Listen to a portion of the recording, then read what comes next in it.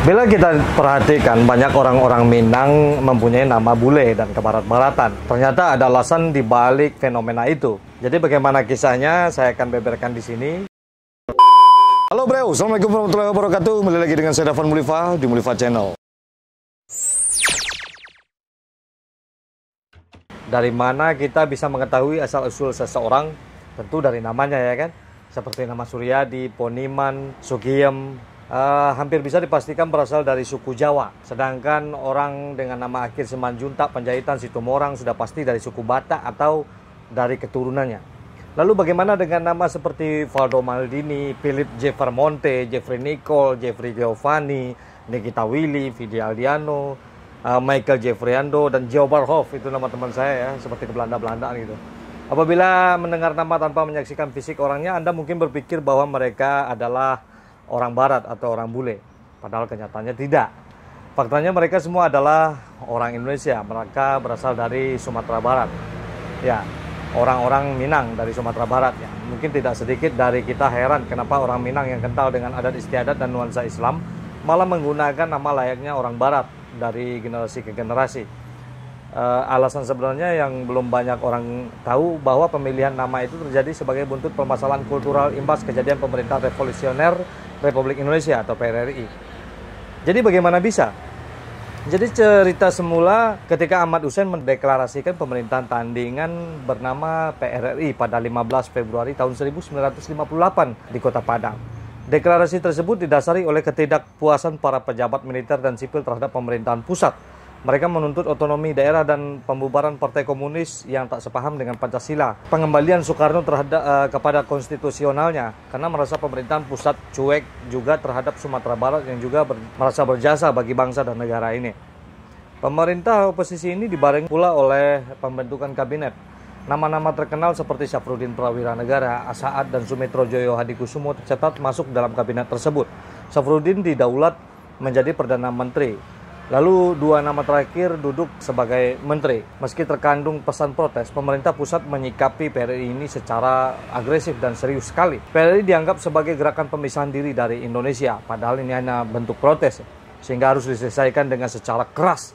Dari sini kita mengetahui bahwa Jakarta secara resmi melakukan serangkaian operasi militer. PRRI dan militannya ditumpas sampai kalah, dan operasi militer pun berakhir sampai hancur lebur.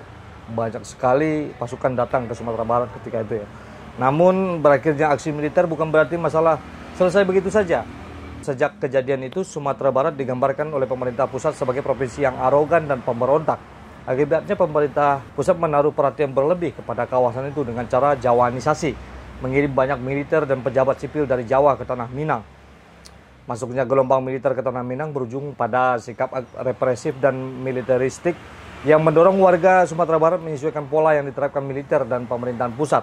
Dampaknya terjadi perubahan besar yang bertolak belakang dengan Sumatera Barat dan Minangkabau itu sendiri. Seperti sebelum PRRI itu terjadi, ya kan? Jadi perubahan besar ini membuat semangat dan identitas masyarakat Sumatera Barat hilang. Banyak orang yang meninggalkan daerah dan merasa malu mengakui identitas Minang mereka tentunya. Alasannya karena ada beban sejarah berat berupa PRRI yang terus dipikul oleh warga Minang. Atas dasar inilah, mereka berupaya berganti identitas termasuk di penamaan supaya bisa bertahan dan menyesuaikan hidup baru. Perubahan identitas itu termasuk menjauh-jauhkan diri jika sebelumnya nama orang Minang kental dengan nuansa adat dan Islam seperti Karim, Samsuar, Al-Munir, dan lain-lain. Maka setelah tahun 1960 tidak lagi demikian. Mereka mulai mengadopsi nama-nama Jawa, termasuk mengambil nama orang Barat dan daerah lain saat menulis identitas baru mereka. Namun orang Minang tidak benar-benar mengadopsi secara utuh. Mereka juga melakukan kreasi atas nama mereka sendiri sehingga terdengar lebih kreatif. Bisa melakukan penyesuaian ketika mengadopsi nama barat seperti Mikael yang tulisannya Michael yang akan diubah menjadi Michael misalnya seperti itu. Sesuai pelafalan orang di Indonesia. Mereka juga pandai membuat singkatan seperti contoh pada nama politisi keturunan Minang, Valdo Maldini. Valdo dalam laman pribadi Facebooknya pernah cerita bahwa namanya merupakan akronim dari final Piala Dunia di Roma dalam malam dini hari. Penulisan nama ini disebabkan karena Valdo Maldini memang lahir pada tanggal 9 Juli 1990 saat berlangsung pertandingan final Piala Dunia 1990 antara Jerman Barat vs Argentina di Roma, Italia. Dan nama Valdo Maldini juga nama dari pemain legendaris dari Italia ya. Jadi pergantian identitas ini memang sebagai bentuk pembaruan diri, namun pembaruan diri itu tetap tidak berarti memutuskan tali persaudaraan dan kekeluargaan terhadap tanah Minang.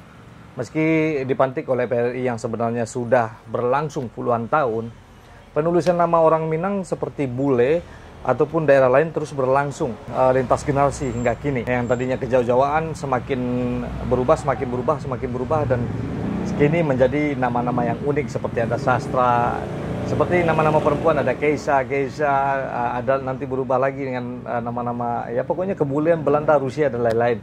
Itu karena sebabnya sejarah yang ada di Minangkabau.